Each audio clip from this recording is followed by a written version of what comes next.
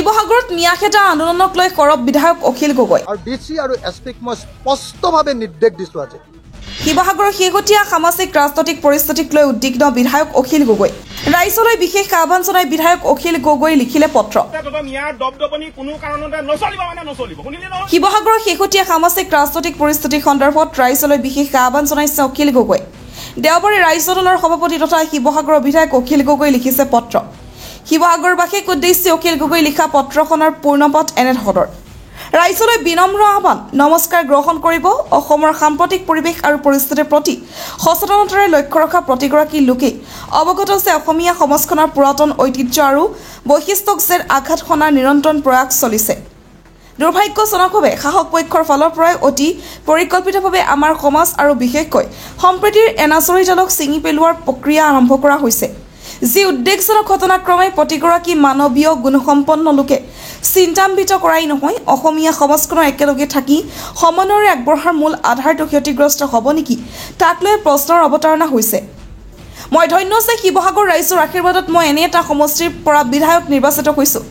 যেটুকুৰা পবিত্ৰ ভূমিৰ পৰা আহোম স্বৰ্গদেউসকলে জাতিৰ বুনিয়াদ গঢ়িছিল 600 বছৰীয়া আহোম ৰাজত্বকালত এই শিৱসাগৰৰ পৰাই আৰম্ভ হৈছিল সাম্য মৈত্ৰী আৰু একতাৰ বৰ অসম গঢ়াৰ যাত্ৰা এইখন শিৱসাগৰৰ পৰাই মহান স্বৰ্গদেউসকলে ৰচনা কৰিছিল আমি একেলগে থকাৰ একেলগে আগবাঢ়ি জাতিসত্তাৰ শক্তিশালী বৰভেটি গঢ়াৰ একান্ত সমাহিত পৰিৱেশ আহোম শাসন প্ৰণালীয়ে আমাক শিকাই আহিছে সমিল মিলেৰে আগবঢ়াৰ প্ৰেৰণা দিছে আৰু আমাক এটা জাতি হিচাপে পৰিচয় প্ৰদান কৰিছে যিটোৰ নাম অসমীয়া সেয়া আমি ঐক্য সম্প্ৰীতি আৰু সমন্বয়ত বিশ্বাসী যি শিক্ষা আমি আহোম স্বৰ্গদেউসকলে নিৰ্দেশনা দি যোৱা পথৰ পৰাই লাভ কৰিছোঁ কিন্তু মহান স্বৰ্গদেউসকলে যি শিৱসাগৰৰ পৰা একত্ৰ জাতিসত্তাৰ বুনিয়াদ গঢ়িছিল যি শিৱসাগৰত সৌ তাহানিৰ পৰাই অসমীয়া জাতিয়ে অতি শ্ৰদ্ধাৰে লক্ষ্য কৰে আদৰ্শ হিচাপে গ্ৰহণ কৰে যি শিৱসাগৰে জাতিক সমন্বয়েৰে আগবাঢ়িবলৈ অনুপ্ৰেৰণা যোগায় সেই শিৱসাগৰকে যেন শাসক পক্ষই পৰিকল্পিতভাৱে লক্ষ্য কৰি লৈছে সেই কথাই সচেতন প্ৰতিজন অসমীয়াই উদ্বেগজনকভাৱে আজি লক্ষ্য কৰিছে ৰাইজ আহোম স্বৰ্গদেউসকলে সৰ্বোচ্চ ত্যাগেৰে যি ভূমিৰ পৰা জাতিটো গঢ়িছিল সেই পীঠস্থান শিৱসাগৰৰ পৰাই যেন অসমীয়া সমাজখনক খণ্ডিত কৰাৰ প্ৰয়াস কৰা হৈছে বাৰম্বাৰ শিৱসাগৰৰ ঐতিহ্য আৰু সমন্বয়ক শাসক পক্ষই আঘাত সানিবলৈ চেষ্টা চলাইছে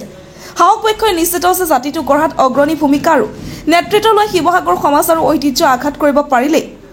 অসমত সাম্প্ৰদায়িক মেৰু বিভাজনৰ ৰাজনীতিৰ সফল ৰূপ দিব পৰা যাব সম্প্ৰীতিৰ শিৱসাগৰ আৰু অসমীয়া সমাজখনক বিভেদৰ বিষবাস্পৰে অস্থিৰ কৰি ইপ্সিত লক্ষ্যত উপনীত হোৱাটো সম্ভৱপৰ হ'ব সেই বাৰম্বাৰ শিৱসাগৰক লক্ষ্য কৰা হৈছে অস্থিৰ কৰাৰ পৰিকল্পনা কৰা হৈছে কিন্তু শিৱসাগৰৰ বিধায়ক হিচাপেই নহয় এজন গৰ্বিত অসমীয়া হিচাপে আৰু এজন হাতখৰীয়া আহোমৰ সন্তান হিচাপেও মই দৃঢ় বিশ্বাসী যে আহোম স্বৰ্গদেউসকলে জাতি গঢ়াৰ শিৱসাগৰৰ বৰভেটিটোৰ পৰাই শাসক পক্ষ সকলো চক্ৰান্ত অসমীয়া প্ৰতিহত কৰি শিৱসাগৰৰ ভূমিৰ পৰাই বিভেদৰ ৰাজনীতিত বিশ্বাসীসকললৈ এটা স্পষ্ট বাৰ্তা যাব আমি সম্প্ৰীতিৰে আছিলোঁ আৰু থাকিম আমি ধৰ্মৰ ঊৰ্ধত জাতি হিচাপে পৰিচিত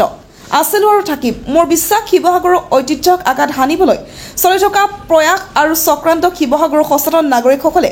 ৰাইজ দল সংগঠন আৰু সাংবাদিকসকলে উফৰাই পেলাব আহোম স্বৰ্গদেউসকলে দেখুৱাই চোৱা আদৰ্শত বিশ্বাসী এজন গৌৰৱী অসমীয়া হিচাপে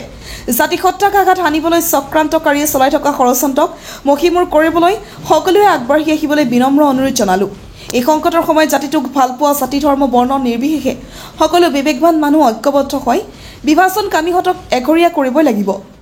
জয় আই অসম শ্ৰদ্ধাৰে অখিল গগৈ বিধায়ক শিৱসাগৰ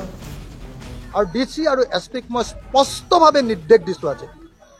যে শিৱসাগৰত যদি সামান্য ঘটনা এটা ঘটিবলৈ হয় মই তেওঁলোকক সোধাই নাথাকিম যে আপোনালোক থকাৰ পাছত কেনেকৈ শিৱসাগৰত এনেকুৱা ধৰণৰ উচতনিমূলক কামবিলাক হৈ থাকিব পাৰিছে